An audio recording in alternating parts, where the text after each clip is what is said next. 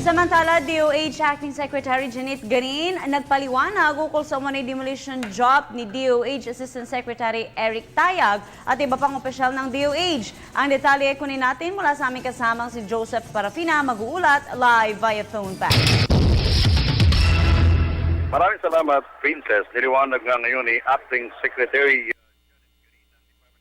na hindi demotion ang kanyang ginawa kina ASEC Eric Tayag at Undersecretary Ted Herbosa. Binanggit pa niya na walang nagaganap na balasahan sa kagawaran ngayon. Ibinalikan niya lamang niya sa posisyon ang mga ito na dati nilang ginagamit o pinanghahawakan. Ang titulong ASEC at USEC ay ginamit lamang bilang pag-a-assign ni dating Health Secretary Ona para karagdagang posisyon sa mga ito. Ayon pa kay Green, ibinalik niya si ASEC Tayag sa bilang Director 4 na lamang. At si Tayag, samantalang ito si Herbosa, ay babalik naman sa University of the Philippines mula November 15. Kung anong posisyon ito, dati naglilingkod doon.